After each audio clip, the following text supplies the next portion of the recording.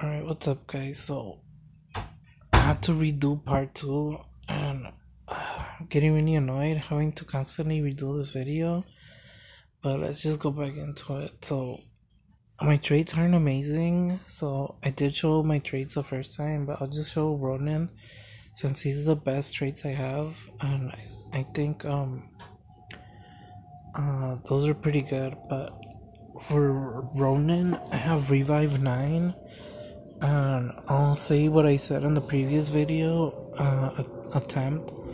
On my free-to-play account, when I was doing that base, I had Revive 9 Ripper. I used the same strategy that I used on my main account, but the difference was that on that account I had a Scorch on Ronin, Scorch 9 versus Revive 9, and the insignia was Revive 3. And on this account, it's Ronin, Revive 9, and Survival 7 insignia. On my free-to-play account, my Ronin, and I'll be honest, I'm not 100% sure, because it didn't record it, I believe, or I'm not too sure. But on my free-to-play account, Ronin got 0% of the base before I finally managed to kill the Ripper. And then I timed out with one more building, like one more bit of damage to the building. So if Ronin could have gotten even 1% of damage to any building, we could have like possibly beaten the base. But he had to die in order for the Ripper to die, because we needed to silence the Ripper and kill it with Atlanta core. So it was just it had to happen. I needed to have Ronin with the AVR, the green bird, to silence it, and then the Atlanta core to kill the Ripper. But on my main account, when I used my Revive 9 Ripper with the AVR, the green bird, he went in and we silenced it with Atlanta core, and he stayed alive. And he got 40% of the base through the Revive 9. So that was just like a really helpful thing for Dovekeeper. And then eventually I dropped like Lavanica and the rest of my offense to finish off the base. But it's just like something like that, like Revive 9 versus Scorch. The Revive was just a better option to take it out. And now we're gonna go Occultist, Sacred Light, Flame Guard. Both are really good. The meta right now is Flame Guard, so just go with Flame Guard for.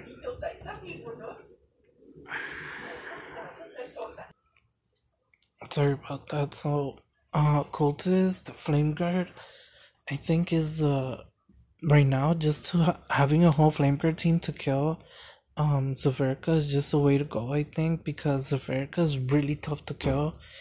And on the previous video, I'm not 100% sure anymore if it was on the first part 1 that I recorded, or if it was in the deleted one. But you can see here, this guy, we kill his breakthrough 30 Lavanica right there, and then the Zafirka right here dies.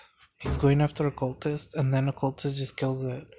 So I just think like the Flame Guard is just a way to go. Killing the Zafirka breakthrough 30 is just that huge of an option. So here we go. So Dovekeeper, you need one of the either Sunder or any of the 3 flavors. It's the same. They have the same effect. The insignia, whatever flavor you have, just don't have the same insignia because they don't stack. But you can use, like, if you have a Sunder Tana, then you can use any of the 3 flavors. Brawler flavors do the most damage for Archdemon, but for Lonely Sea, I believe it doesn't matter because the damage is capped in lava and Lonely Sea areas. So you can just put whatever you want. So whatever you don't have, just switch it. And then I'll be honest, for me, Tenacity versus Stealth, I prefer Stealth Tana, especially for light spenders and free to play, because Stealth just it's just a really powerful thing. Like, especially with the skill 1 Trienter, you can just bring it back and have it already be active, so you just have that big of an advantage. And I drop, like, in my Smurf account, I have a Stealth Sasquatch, and it can do like easily 50 to 70% of a base on his own, and none of the heroes target him. When I drop him, I like to drop the Sasquatch, and he does instantly, like, wall breaks instantly. If he doesn't wall break, I just restart the battle and then wait for him to wall break, and then bring him back. So just he just clears through it, and he's just a beast. And the same thing with Duffkeeper. I just prefer the consistency to just hide away, and then heal herself back up, and then come back out of her stealth. So I just think, for me, I prefer stealth, but others prefer tenacity, and some prefer blade dance. If you have the dodge for it, I think blade dance is really good. But if you don't have the dodge, I just think it's not that great. And the same thing, he has a flame guard 8 because I ran out of level 9 insignias. But he's just really tanky with the AVR pet. He's just really good. And then I have the secret silent cover 10 because I rolled jumbo free roll on the hero collector day amazingly, and I got the silent cover insignia, and he's just really good with it. When people attack on his side, like, he just takes out a lot of the heroes with the help of Gunslinger, and he's just really good. Trixie Tree, you can use Sacred Light 9 or Revive 9. I prefer Revive for Lonely Sea because I think it's way more consistent than Sacred Light, because if your hero dies, then you're gonna be relying on Serena to bring her back, and then if they die again, then obviously the run was gonna be probably a failure if your heroes are dying. But with Revive 9, you get 3 revives, and that just works really well. And Insignia Thunder, favorite talents for the boss, and that's just, like I said, whatever insignia you don't use, you can just replace it like that. And here we go, Pumpkin Duke, Revive 9 for Noni C2. The same reason. Well, I think Revive is very important on Pumpkin Duke. I've never seen Sacred Light used on Pumpkin Duke because if he dies, the match is over automatically. You're not gonna beat it. So that's what they use. And then people have Regenerate 9 for the boss Archdemon, but I went with Empower because I took it to 9 before I could even roll. I regenerate, and I gotta regenerate afterwards. So I just kept the Empower 9 because I already had it at level 9, and then I just switched to regenerate. Since for Lonely Sea you need the regenerate insignia, so that's just the way it went. And then Hyper Strength as the enchantment for him. And I don't know if I went over it, but you can see my enchantments: Pyromage, Healing Totem, Malaise. I went over this. This is my only Malaise hero. I think Malaise is really good if you have the setup for it. If your heroes are really strong and you want to go with a Malaise setup, then it works, especially in Lost Battlefield, to stop all of the healing. But to be honest, it's like a placeholder talent. It's kind of like Revive back in the day. So I think Holy Conviction is the best enchantment for Occultist. That's just my opinion. The same thing with Walla Walla. Like, Malaise before I had Holy Conviction, and now I have Holy Conviction. So it's just one of those things. And then my Boogeyman, I have Frame Guard 8 on him just for defense, and I really like that. And I'm not sure if I cooldown Immune Fear. Yeah, so he's just really good. And then Unholy Pact has a second talent for the damage and power 8. And he's just a nuker, and he has a potential to one-shot heroes. And that's basically That's basically, he's just a defense hero for me, and I really like him with the flame card.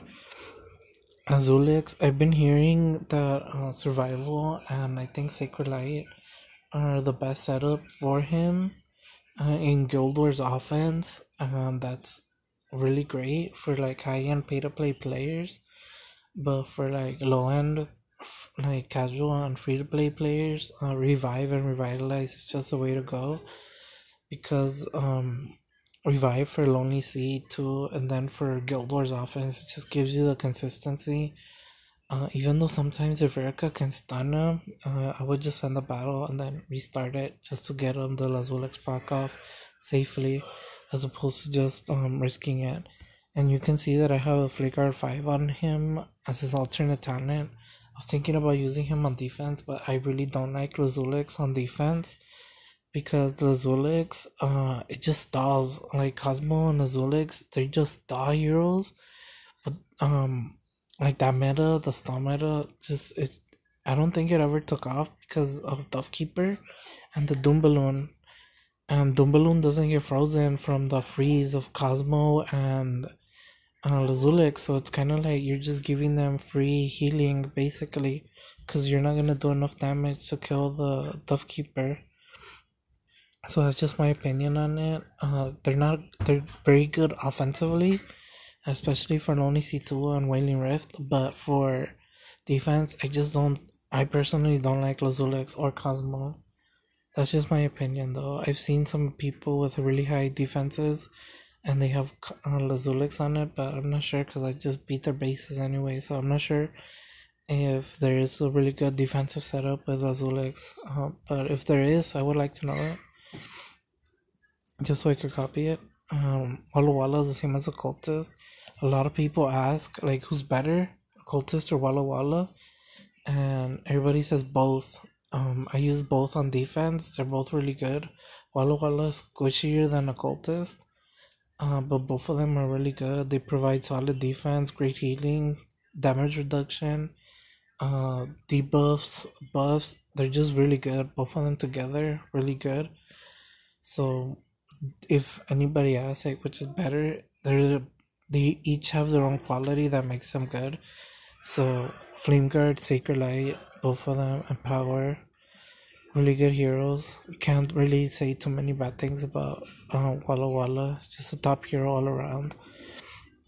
Now this is one of the heroes that like I said in the previous video that I might say the talents and my setup are different.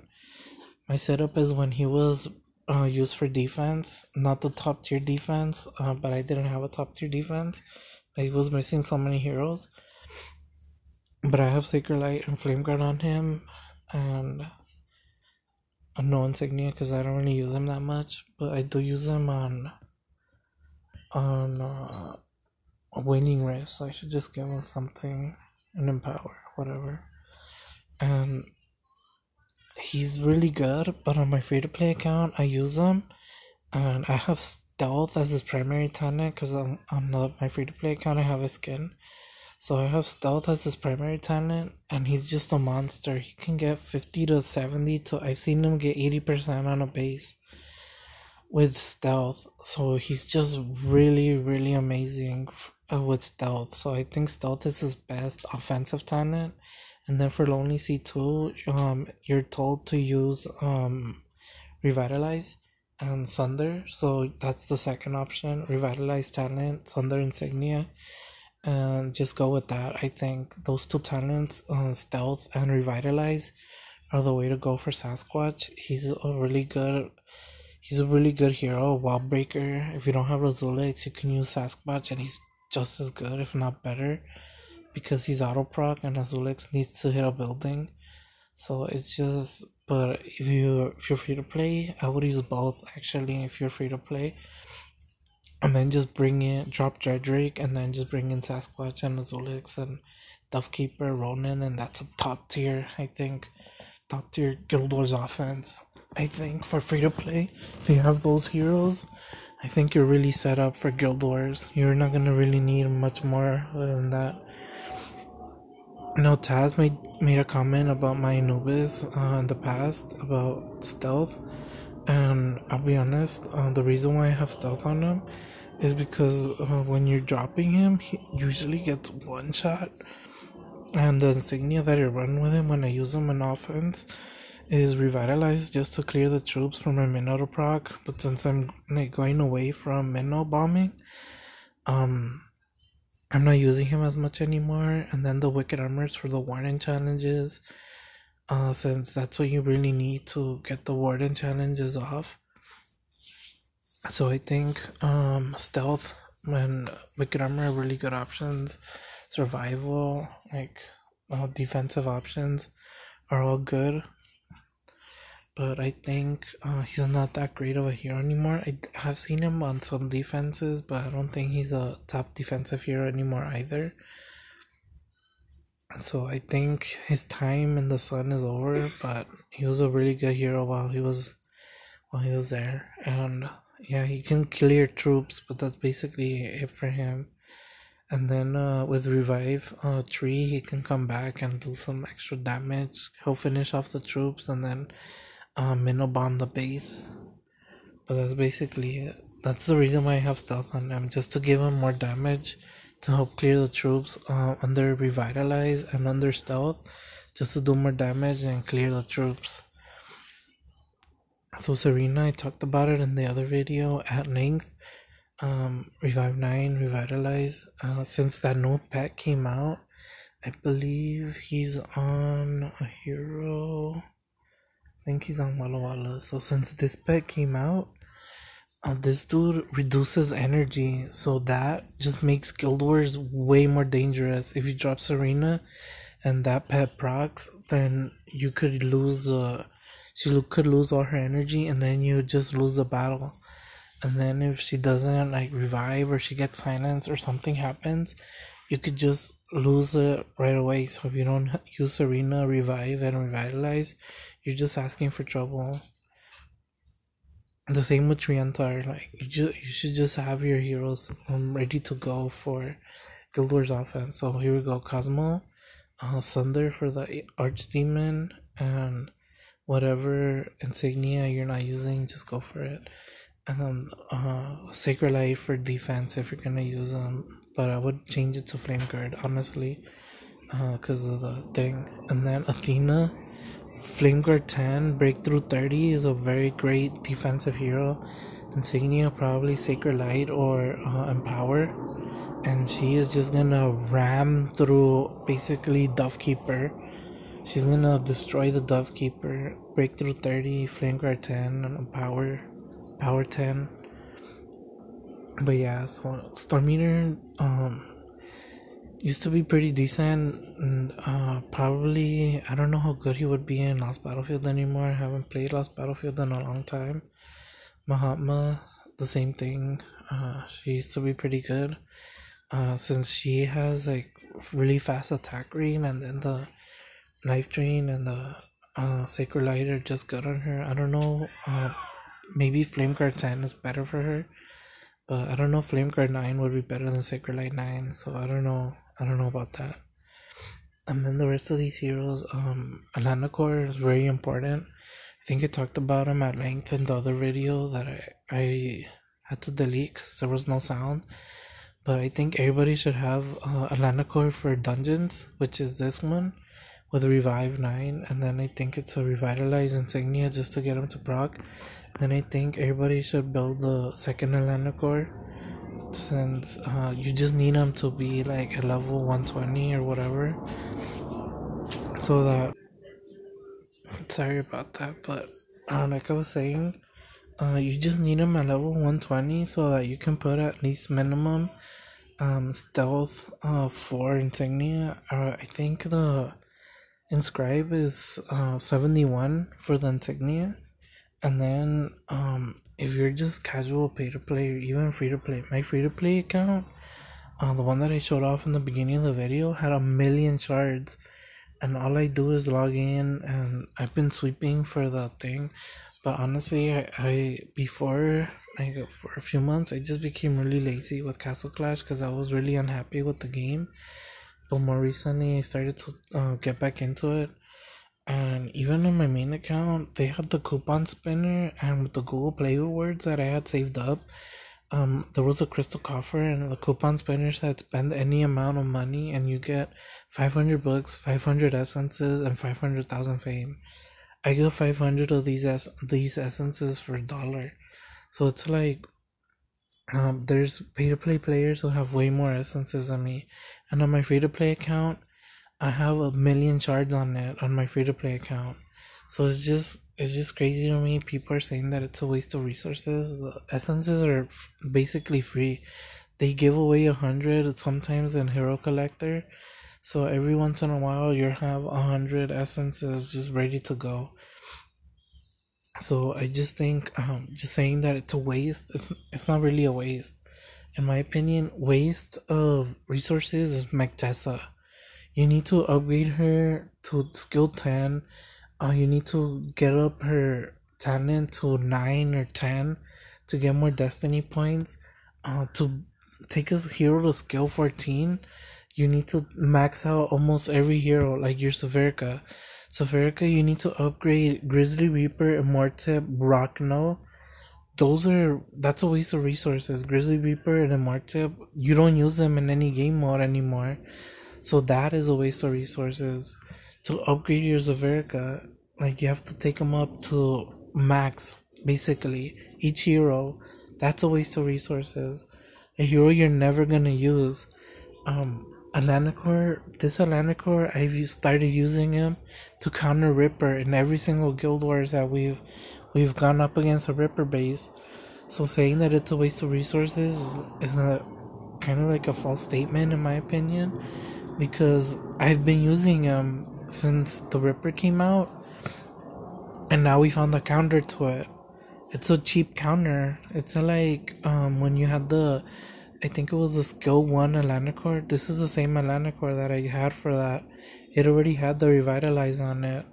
So it's just oh, and then the talent chest. Like I have 200 talent chests, and I don't really have that much fame, but Revitalize is such an easy talent to roll these days, because all the other rare talents to roll, they made Revitalize super easy to roll. I've rolled over like 4 or 5 Revitalize, and I still have like every hero that needs it, I could just place it on it super quickly. I don't want to go into it like how easy it is to get Revitalized, because I could, since it's random, you could go through a drought and not get one. But it's not that like crazy to take up. It's just a level 5. You don't even need to upgrade it. Like some of these heroes, she has to go all the way to level 8 just to take up the destiny of Zverka, which I don't even have. I did it for Anubis, which I don't even use anymore. So that was a waste of resources. But I think like saying that is a waste. Like upgrading a Snozella would be a waste. This Frogger is a waste of resources. Revenant, it's a waste of resources. But you need it to upgrade Phobos, Skeletica, Bloody Mary. Like you need it to upgrade. I don't know if that one's worth it. Like Trash Axe, you need it to upgrade Lavanica. Like it's just that. Like let's look at this one. Trixie Tree and Pumpkin Duke. You need to upgrade Orcs Bane and Arctica. Like those heroes aren't really used anymore. Like it's just like a huge waste of resources in my opinion. But Plant Warrior, oh my god, you need to upgrade Plant Warrior to upgrade Keeper and Gunslinger. Talk about a waste of resources. And Druid, are you kidding me? I'm not gonna upgrade a Druid just to upgrade Keeper and Gunslinger. It's just unfair. But yeah, I think that's basically it for the video. It's 25 minutes long. So yeah, let me know what you guys think. It's a really long video. I think both parts is gonna be 45 minutes. That's why I did it in 2 parts this time instead of just one. But let me know what you think, and then let me know what you agree with, what you disagree with, and your thoughts on it. I think I went over everything. If there's anything you want me to go over, the enchantments, I think enchantments basically like Holy Conviction and Healing Totem are some of the better ones. It just depends on the hero, honestly, and I think I went with Victory Lunge because I rolled it and I just put it on him for the reflect damage and the reflect damage, but I think Holy Conviction might be the way to go for them. I'm not too sure at the moment. And the new enchantments are terrible. Don't use them. Just stick to Pyromage. Pyromage is the highest damage, and they're the best ones. So I'm gonna go and do Archdemon right now. I don't know. Record those runs. I'll probably just uh skip to the end, like start at the beginning and then skip to the end once there's like a few seconds left, just to speed it up. Because I'll be honest, I don't like to watch like 3 minutes of a hero just attacking. So peace out. Hopefully you enjoyed it, and hopefully um you would agree with some of the things I said. If you don't, just let me know. So peace out.